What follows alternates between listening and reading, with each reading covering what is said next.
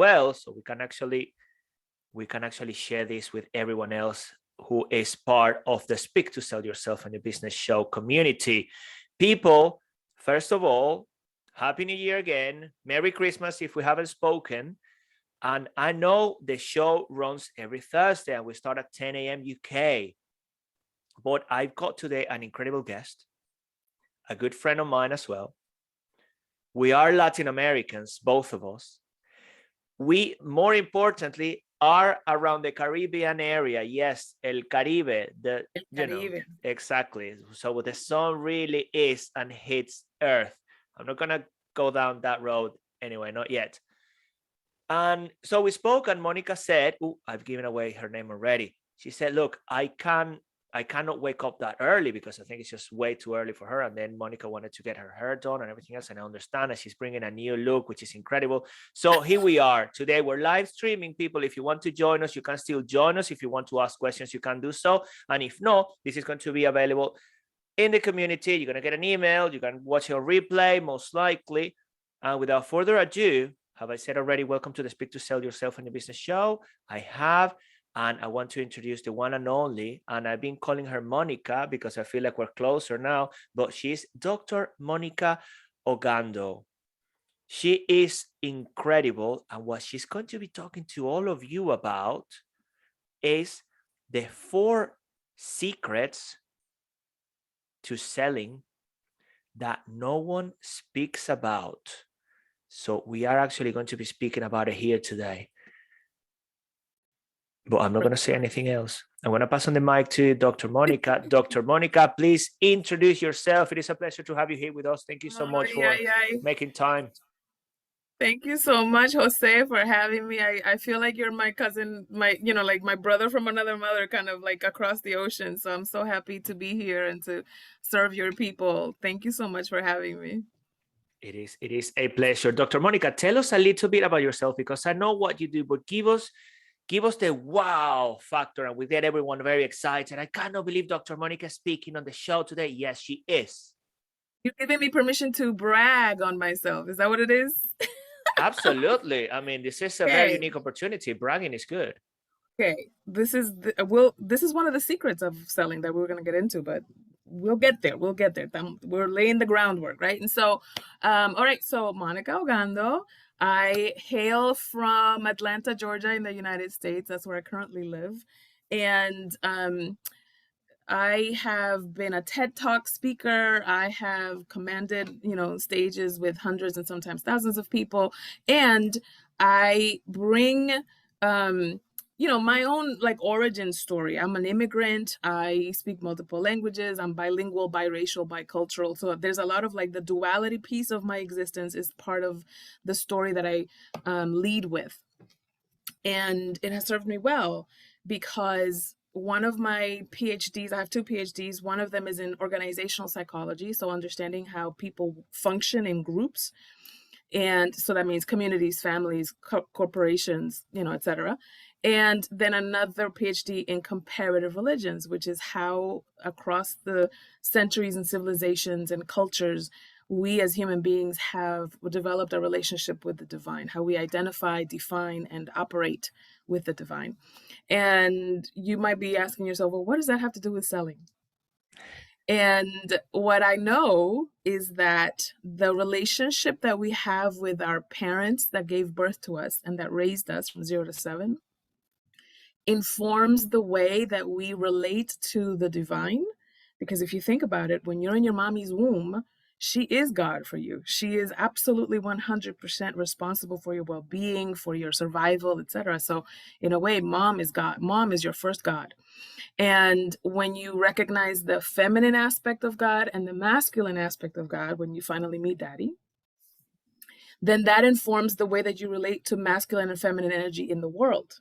Whether you're a man or a woman, just like how we have left arms and right arms and left hemisphere and right hemisphere on the brain, you have masculine and feminine energy.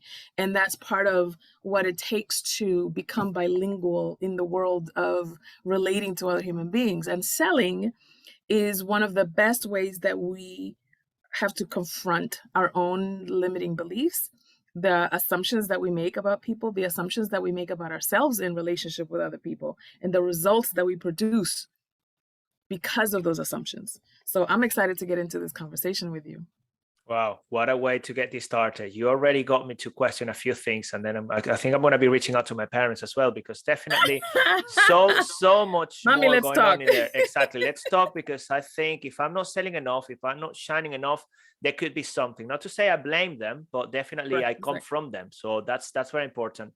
And also when you speak about that, Monikah, it does trigger a new belief that I decided to form a while ago now, which is, my parents did everything they could with the resources they had available, and they still do. So it's always with good intentions that we're here. Cool. Well, without further ado, what are these 4 things, the 4 secrets that no one speaks about when it comes to selling? Are we gonna tell these people now, or are we gonna make them wait a bit longer? What do you say, Monikah? Well, here's what I would love to do. I would love to give them the bird's eye view, the eagle's eye view, like the Cliff Note version, so that you can see the lay of the land, and then focus specifically on the selling aspect of it, because really it's about money making and wealth building, and selling is a small part of that whole equation, right? And so what I talk about, I have a course called Women, Wealth, and Worthiness, and it's of course for women, and then the one for men is called Men, Money, and Mastery. And it has a lot to do with how you present yourself masterfully in the world. Whereas for women, the feminine aspect of it is really about claiming and owning and walking in your worth. So we talk about 4 pillars of wealth building. I'm going to give you the big eagle's eye view of it, right? So those 4 pillars are: number 1, you want to make money. You have to make the stuff that wealth is made of, right? And then the second one is you want to manage your money. In other words, make sure that you are not wasting, that you're sticking to a plan, that you know what to do, how to do it, negotiating, credit building, those kinds of little things go under managing money. Then the third pillar of wealth building is multiplying your money. In other words, making it work for you instead of you always working for it. A lot of times, especially entrepreneurs and speakers, it's specifically coaches that are in your audience, we trade sometimes our time for money. The problem is that you only have 24 hours in a day. And some of those 24 hours are devoted to other things, like sleeping, like family, like taking care of yourself, etc. So not all of those 24 hours can be devoted to money-making activities. So you have to learn how to multiply your money in order for it to really create the wealth that you want without it having to sacrifice your time. And then the fourth one is ministering with your money. Ministering with your money. And that means the causes that are important to you, the legacy that you want to build and leave behind. How are you setting yourself up so that you leave the world and the people you love better than you found them? So those are the 4 pillars of wealth building. And then we're going to take a little funnel down the road of making money, because that's where the selling resides. Okay. Wow. I think, Monikah, we could be speaking really to go deeper into all of these elements. I mean, is that part of the things you cover in the workshops that you mentioned? Yeah. Because absolutely. I'm sure they will be incredible for this audience as well. And what we'll do once we finish, then I'll ask you for all of these links, so we can post all of these links everywhere so people can actually access them. Because let me see, because I want to test what I'm learning already. So there is the money, the making, right? No, wanting to make money, then the managing, then the multiplying, and then the ministering of that money, leaving that legacy and everything else. You see, there we go. So people take notes. All right. That's great. That's great.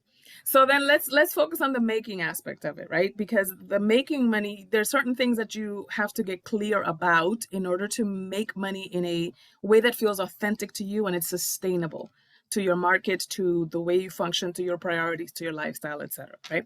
So the first thing that you want to think about is, number 1, what is your offer?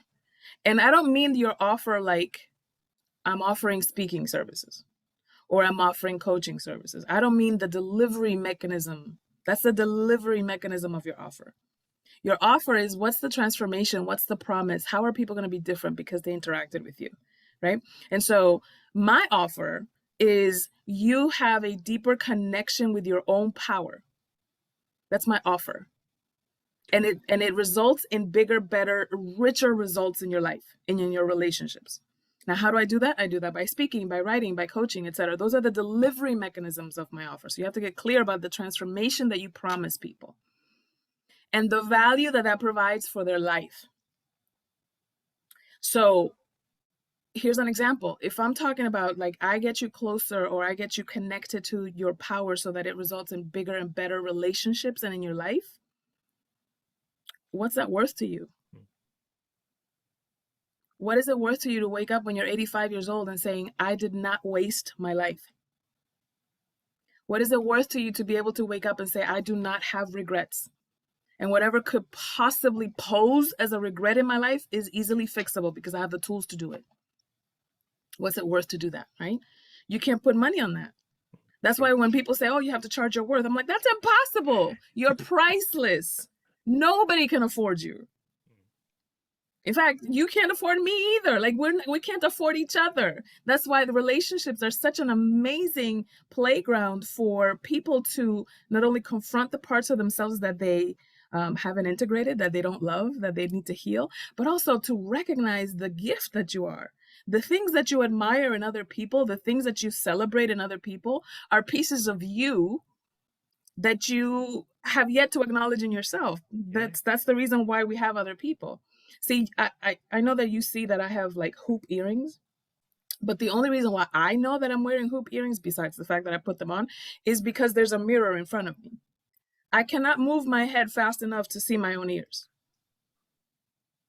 I know some people have tried it. I know you tried it. I know you tried it. People are like, wait, let me see. Hold on. Is that right?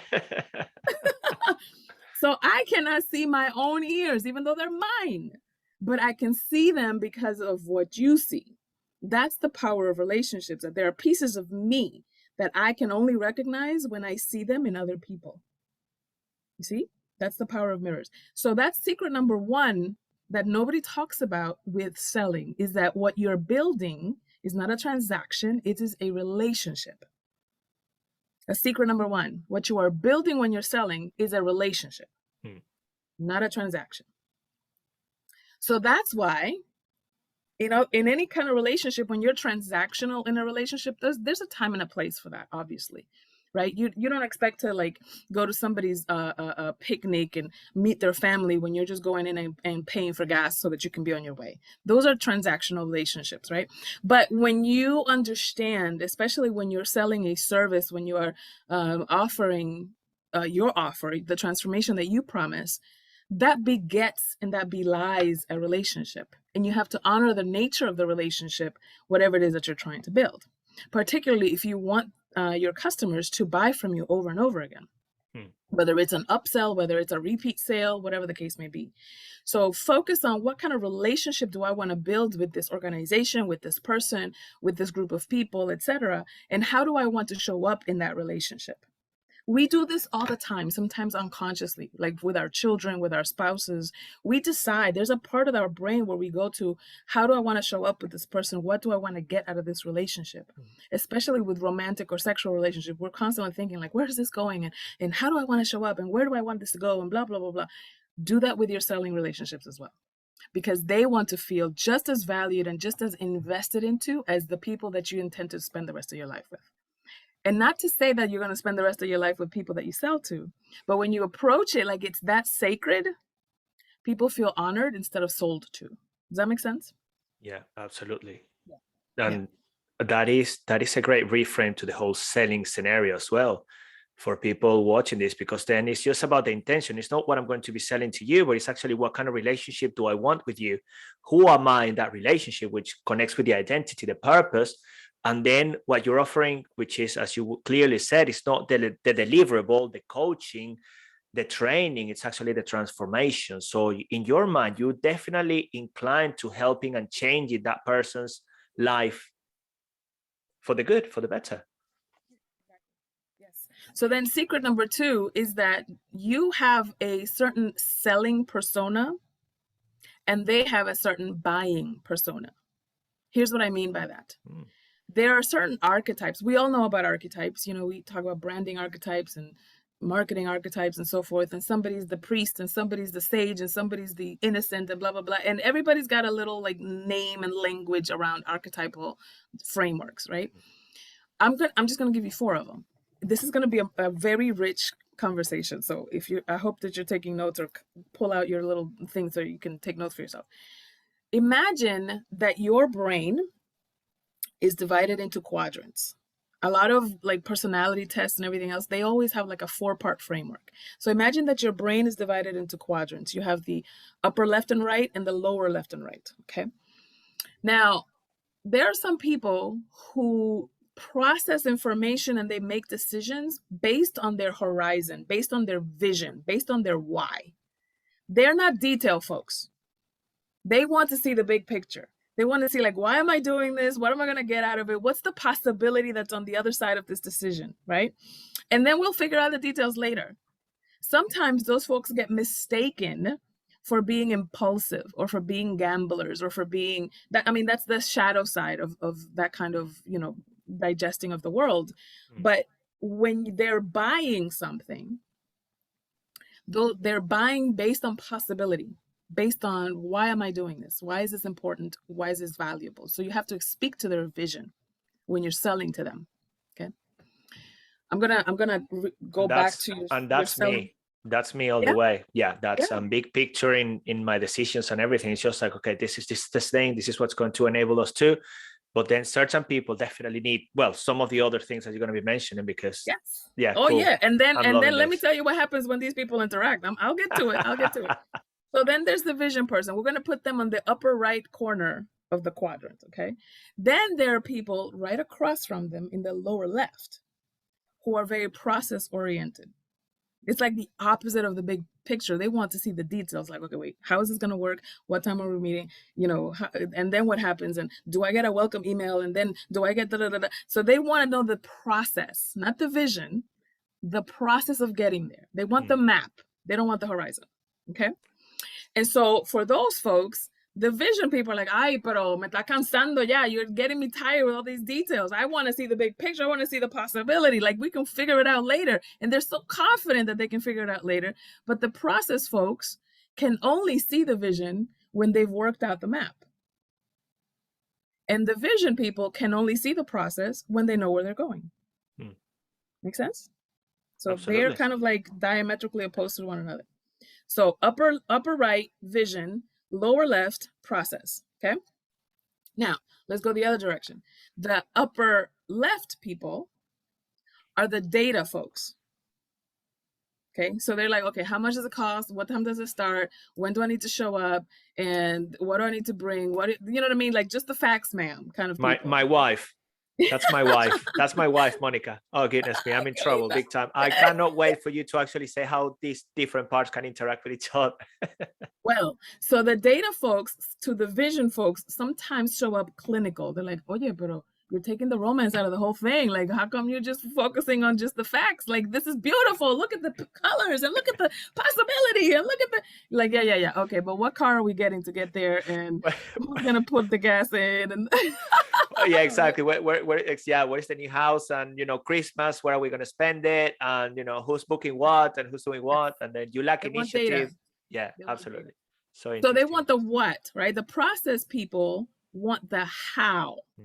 How are we going to do it? The vision people want the why. Why are we doing this? The data people want the what. What are we doing? And what time and how much does it cost, right? They just want the facts, right? That's the upper left. Now, diametrically opposed to the data folks are the dharma folks, the people, the relationship folks in the lower right. So these folks are very relational. They're about the relationship. They're about the connection. They're about the interaction. When you're selling them a coaching program, the first thing they're going to ask is, do I get one-on-one access to the coach? They want to know about the human connection. They want to know that you're going to be witnessing and hearing them and that their needs are going to be heard and they're going to be seen as the human being that they are and treated by another human being. These people hate automated answering services like press 1 if you da-da-da-da. They're like, what? Can I just talk to a human being? Agent, please, So when you connect, and those are the who people, right? So you have the why at the upper right, the what in the upper left, the how in the lower left, and the who in the lower right. Okay? So when you're selling to these people, you might be asking me, okay, well, how do I know what my audience is? If they're a who, what, when, you know what I mean? Like, how do I know which one they are? You can hear it in their language. You can hear it in their language. When you're inviting somebody to the movies, the who person might say, like, what are the reviews saying? What's somebody else saying? Let me check out the reviews. Because they're interested in people's perception of the movie. A process person or a how person is going to say, like, okay, well, which theater are we going to? What time are we meeting there? Right? The what person might ask, like, okay, so give me the address so I can get there. Right? And then the why person might say something like, okay, so wait, who's in that? Who is acting in there? And what's the plot? Like, why are we watching this movie? Right? Is this science fiction? Is this action? Is this like why are we doing this? You know what I mean? And so when you understand the language that people use to communicate why or what or how or who, then you can hear where their buying persona is. Now let's reverse engineer to your selling persona, because you also have a way that you sell. Whereas these people have a way that they buy, and you buy a certain way too. You can see how you buy by those distinctions. You also sell a particular way. Okay, so there are 4 archetypes for that as well. The most popular one, and the one that people see the most inherent in their personality, is the star archetype. The star archetype is like, look at my life. You too can be driving this car. You too can be, on a yacht in the Riviera. You too can be wearing this perfume or this hair or these clothes and blah. Do what I do. Live like I live. So that's why celebrity endorsements are so popular, because the star archetype is a very well-known and recognizable archetype of selling. Because you want to wear the lipstick that Kim Kardashian is wearing. You want to drive the cars that Grant Cardone is driving, that kind of lifestyle or whatever, right? So it's more like a look at me and do what I do. That's the star archetype. Then there's the mentor or the guide archetype, which a lot of speakers and coaches and healers relate to. And that archetype is more like, it doesn't matter what my life looks like. You want to know what I know, not do what I do. You want to know what I know. So let me guide you. So you don't have to have it all figured out. You just have to be 3, 4, 5 steps ahead of the person so that you can mentor them in their next best step. You don't have to go all the way to the mountain. You just have to know how to get to the next stop, right?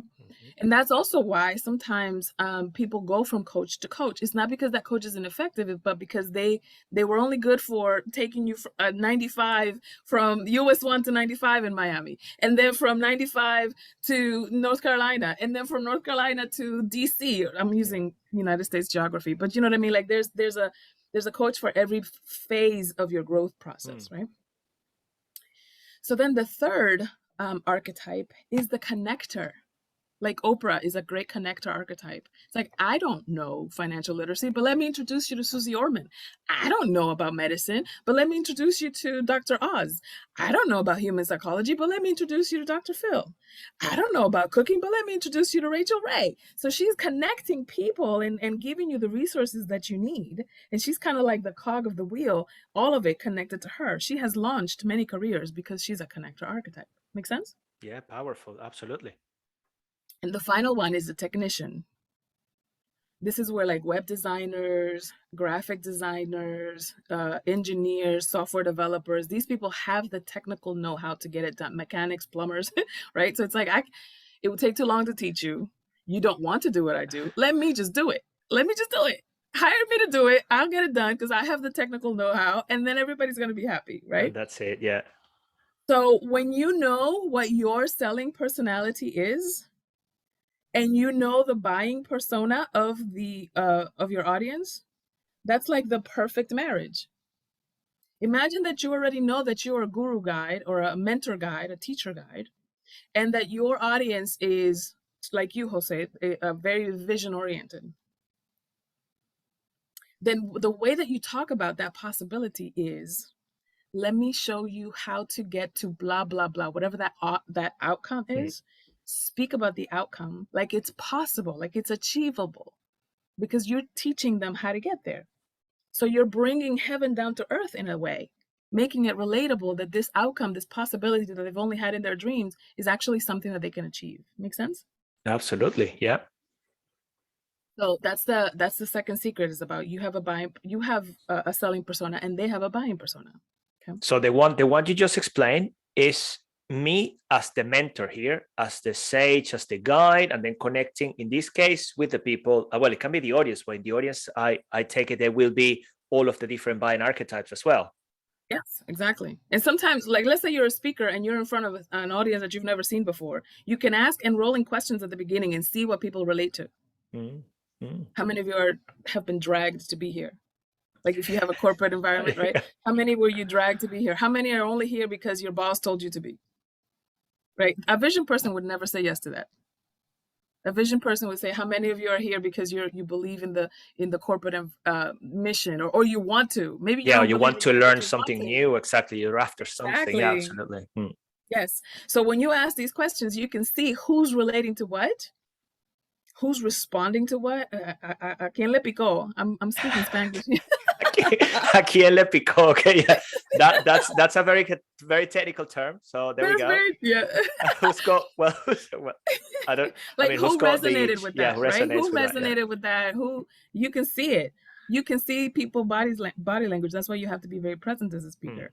You can see whether people's eyes started to open, or whether they leaned back, or whether they crossed their arms, or whether they side-eyed you, or whether they're yawning. A lot of body language is very revealing as to where people are in their emotional state. Make sense? So I know I went the long way across the street, but I just gave you the first two secrets about being in relationship and the buying and the selling persona. Okay. The third secret is that selling is really about service. It's really about like for real about service. And here's what I mean about that, because people say that and it's like, yeah, selling a service. No. Let me explain it to you. If you have the answer to cancer and you're talking to somebody who has cancer and doesn't understand that there's a solution, wouldn't you be enthusiastic about sharing this with them?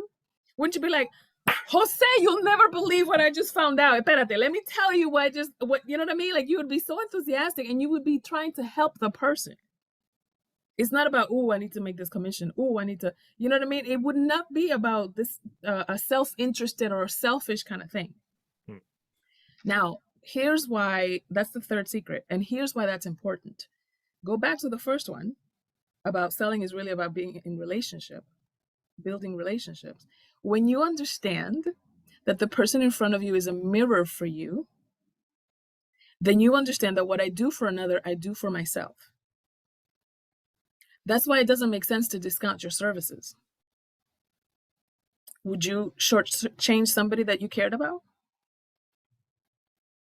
If you have a big delicious meal, would you just give them like cold 3-a-day-old fries? Because it's more convenient for you to just throw that on a plate? No, you would give them the best that you have because you love them and you want to be in a relationship with you. Think about how you would feed your children. You wouldn't feed them worms. You would feed them the best thing that you have. So in the same way, the way that you offer the best to somebody that you're trying to sell to, they're trying to pay you the best that they can too. And that's why it doesn't make sense to charge your worth, because you're priceless and they're priceless. But you can charge what they value. That's why there's Toyota Camrys and there's Rolls Royce. There's a market for everybody wants a car, but there's Toyota Camry budgets and then there's Rolls Royce budgets. And the people who are interested in Rolls Royce, guess why they don't have commercials? Because the people who buy Rolls Royce typically are not watching TV, they're producing TV. And the people who buy Toyota Camrys are watching TV, they're not producing it. So that's why they have commercials. And so you want to understand, where are my people in their thinking so that I can speak to their listening. Yeah? Absolutely. The thing is, Monikah, as you speak, I'm just in my mind, So many nuggets here, so many things. I'll be asking you some more questions next, but yeah, let's carry on, because are we moving on to the fourth one or Fourth still? one. Oh, Yes. goodness me. The fourth one is, it is a service to be direct and speak to the elephant in the room. I call this the Eminem Method of selling. Ask me why I call it the Eminem Method of Please, selling. why do you call it the Eminem? Don't tell me. Are you going to give me a Latin rap? No, but in that movie, the 8 Mile or 8 Mile or whatever it was. 8 Mile, so, yeah. Yes. So he was like a battle rapper, right? And he was fighting or battle rapping with some other guys that were very popular in that neighborhood and this and that. And he's like, here comes this like skinny white guy who lives in a trailer park, and his mom is a drug addict. But when he gets on the stage, he names everything. He's like, yes, I'm white trash. Yes, my mother's this. Yes, and now you have nothing. Now you can't insult me with nothing, because I named it. I named everything. I put everything on the table. There's nothing that you can say to me that's going to throw me off, because I already know. I already mentioned it. So by speaking it, you take its power away. And this is what happens when you anticipate and dissolve objections. You can do it on a sales page. You can do it from a stage. You can do it in a conversation. When you speak to the elephant in the room, then the other person does not have any objections, because you named it all already. And this is, let me give you an example. Some people, this is me talking to you like I'm selling something. Like, let's say I'm selling you coaching services, right? Oh. And I might say to you, Jose, you know, one of the things that I hear a lot of times is somebody says, coaching is for disposable income. Like, if I have it, then I'll get coaching, but that's not something that I necessarily need. I hear that all the time. And you know what? They're right. It's true. You don't need to do anything but stay black and die, like the movie says. You don't need coaching. The only people who get coaching are people who are up to a big game. Like professional athletes. Tiger Woods has coaches for everything. Serena has coaches for everything. Beyonce, coaches for everything. Now, these people that I named are people that you would recognize, right? If you were somebody else like into car racing, then I'd have to do some research to name some people in car racing, right? But it's somebody that you can relate to. And the reason I would say that is because to that person, they're trying to justify, also because you told me you're a vision person, right? So there's a certain level of your personality that's very aspirational. You want to be like Beyonce. You want to be like a Serena. You want to be the Serena of your industry, right? Like the standard or the benchmark or somebody that people admire, etc. And so when I name somebody like that, and that person has coaching and you don't, guess what you got to do? You either have to adjust your self-identity, like I'm not Serena and I'm never going to be, or you're going to raise yourself to the level of your aspiration, which is she gets coaching, I'm going to get coaching. But now I have spoken to the secret desire and to that secret objection. And there is definitely, absolutely, because what I would sense at that moment, if I really wanted to be that person and I'm saying no to coach, then there is this incongruency internally, the lack of connection in which, well, but if I really want that, then how am I not willing to do this? So there, at that moment, there is a decision to be made right away. Yeah. And then who do you have to be in order to show up that way? Because I bet you that Serena wasn't always Serena. Serena was a middle schooler before she was the best tennis player in the world. Somebody told me recently when they asked Deion Sanders, you know, he's a coach now for a college, for an HBCU, for a historically Black and college and university. And but he was a professional athlete. Somebody said, well, what are you? Are you like a cornerback? Are you a defensive back? Like, what are you? He goes, I'm an athlete. In other words, I can do it all because I'm an athlete. I'm a master at what I do. So put me where you think you need me, and I'm going to show up at my best. And so when you show up in that way in your selling conversations, some people might say, well, I'm really good at drawing out the pain, or I'm really good at creating the vision, or I'm really good about closing, and blah, blah, blah. Listen, you're a master relationship builder. Now, you might be good at some things and not so good at others or whatever, but that's a function of skill. Your gift is serving people. And then you build your skill on top of your gift. Does that make sense? Absolutely. Absolutely. Completely. You said you had some questions and then there's some things that you wanted to come back to. So hit me with your best shot. So many things. Well, first of all, for anyone watching this on replay, if you're watching it live now, I really hope you're taking notes. If you're watching on replay, do take notes, because I think what's been shared so far has been incredible. I just gave you a 3-day retreat in like 20 minutes. So there we go. So Yeah, but as we were saying, maybe for some of these people, they don't need it. So, Yeah. it's not for them. And there we go. It's a review for them. Exactly. Yeah, yeah, yeah. Dr. Monikah, all of this, okay, you said there is a retreat. I know at some point you mentioned there is a book as well. Is there a book, or tell me what you've got available in terms of resources as well. Yes, right. So I have mentioned to you the book, Your Business is Sacred. And we've talked about that. Now, it's a play on words because some people think your business is what you do for a living. It's bigger and deeper than that. But I'll get into it in the book, Your Business is Sacred. That book is available for free on monikahogando.com.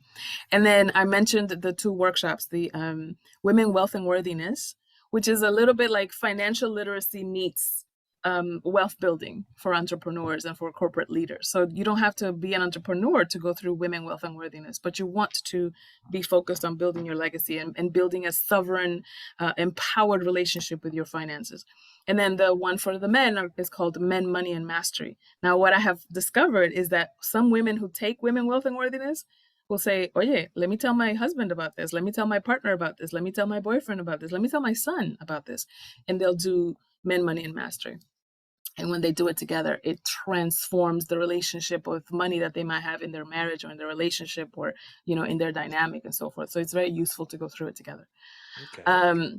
And the reason why I focus on, even though you're like, what is somebody with a comparative religious degree talking so much about money? My first career out of college was as a financial planner. And so what I have discovered, and I told you about like being biracial and bicultural and bicoastal and so forth. So I have this theme of duality in my life. And what I've discovered is that your spiritual self and your groundedness and your relationship to the divine is not mutually exclusive from your material world. In fact, your divinity supports your humanity, and your humanity does not contradict your divinity. These are things that can coexist and that live together, and one informs the other. And so when you understand your relationship to yourself and to others is the basis for how you sell, how you make money, how you express your gift in the world, then you can do it from a place of empowerment. You can do it from a place of self-knowledge and self-confidence, and you can show up and shift the energy of a room. I talk to a lot of empaths and healers who's like, I can't go to that place because, that energy drains me or whatever. I'm like, you're an energy source too. What happens when people plug into you? Do you change the energy in the room, right? So you can come in with what you contribute instead of letting the world drain you. And that's the power of being a leader in terms of selling and in terms of making a difference in the world. Amazing, Dr. Monikah. Thank you so much for that. And I was thinking, you spoke about the dualities and so many interesting concepts as well. You run the 2 different workshops. I'm going back to the workshops because you also spoke about the archetypes. So do the archetypes are the same for women and men? Are there any nuances that tell us a bit more. There is a difference. So just like we have a left and a right hemisphere of the brain, everybody does. Mm-hmm. So too do we have masculine energies and feminine energies, whether you're a man or a woman. Okay. The difference is that just as you have a left and a right hemisphere of your brain, some people are more right brain dominant, or creative, intuitive, emotional, etc. And then there's some people who are left brain dominant and they're more logical, etc., etc. So in the same way, whether you are a man or a woman, some people are more masculine energy dominant. There are women who are masculine energy dominant, and there are men who are masculine energy dominant. Also, there are women who are feminine energy dominant, and there are men who are feminine energy dominant. That doesn't take away from his manhood. And a woman who leads with her masculinity doesn't take away from her womanhood. These are just energies. So that's one of the things that I talk about in those workshops is how do I first identify and then leverage my masculine energies, and where are they useful? And the feminine energy, where is that useful? Right? Because when you understand what it is, then you know how to place it. Does that make sense? Yeah, it does. Yeah, definitely room to go deeper and deeper here. And I'm aware of, the time we've spent already, Dr. Monikah. Look, what would be your message for people, apart from everything else that you've shared? By the way, I'm going to give you a round of applause myself, and I really hope people watching this just go, Dr. Monikah, increíble, fantástica, de verdad. Incredible. I really like how you bring in the Spanglish every now and then. I think I'm going to copy some of that because it does come naturally to me sometimes. And I'm just, oh, just in case I don't understand. So fantastic. I really like that. There's always an opportunity to learn. Right. For people in selling, regardless of where they are in their business, if they want to sell more, what would you say to them? Talk to more people. Talk to more people. A lot of times the reason why you're not selling more is because you're not putting yourself out there often enough. And one of the reasons why we're not putting ourselves out there often enough is because, what if they say no? What if they reject me? It's like, they're not rejecting you, dude. They're saying no to the opportunity. Can you imagine a cancer patient saying no thanks to the cancer medicine? So all you have to do is put on your white lab coat, like you're a scientist, and go out there and collect data. Now, when you're a statistician, you understand it's like sometimes you don't have enough data to make an assertion about something, right? It has to be statistically significant. Oye, mami, statistically significant, right? My statistics professor would be statistics professor would be proud. So you have to have talked to enough people. If you only talk to 3 people and 3 people said no, how do you know that your offer sucks? You don't know that yet. How do you know that the pricing is off? You don't know that yet. You don't have enough data.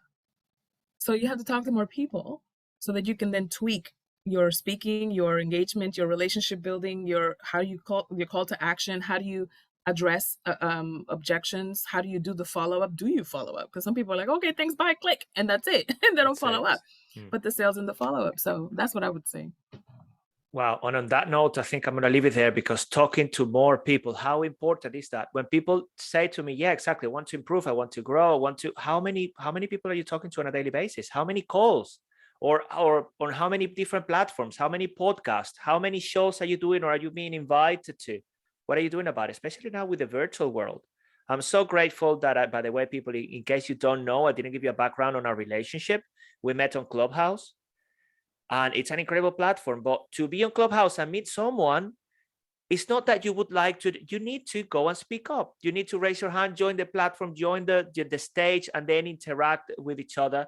And that's how you connect. So yeah, rejection is always an option. And they may say no, they may not take you on board, or they may not be interested in what you've got to say, but then it's just practice. And then I love what you said, Monikah, about gathering that data, because you can hone your message, you can hone your offering, that thing that you do, and look for the right people as well, because then your message is not for everybody, which is another point. Monikah, I want to thank you so much. And one final chance for you to plug in all of the different things that you're doing, and then I will ask you to send them to me on an email. Yeah. Can I access them on your website? It's all on the website, MonikahOgando.com. Now, if you go in there and still a coming soon page, don't worry about that. That's changing soon. But if you go in there and say, okay, I'm going to put in my name and email so that I can at least be informed of when these changes go live, you'll get access to Your Business is Sacred, which is a free book, and then information about all the other events and workshops that I've got coming up. Amazing. So we'll do MonikahOgando.com, and that's it. Enter your email address, and of course, Dr. Monikah, she's available. You're available on LinkedIn, yeah? We connected on LinkedIn, yeah, because I know we're connected on Instagram. So let me just check my connections. Instagram, LinkedIn, well. Yes, those Facebook are my main. And everything else. Cool. Dr. Monikah, another big thank you. I'm going to let you go. It's been a pleasure. I'm going to stop recording and everything else, so I just go stop in here. What a session, people. Take action. Don't tell me, yeah, this session was incredible. What are you doing about it? You know, are you looking for the archetypes? Are you changing your mindset around the whole thing, changing your approach, the transformation you offer? What are you doing differently? Because that's what I care about. It's no good to tell me what you know. Right. Bye-bye, everybody. Ciao. Adios. Gracias. Bye. Bye-bye, Dr. Monikah. Bye. I'm just going to shut the call now. Bye. Ciao.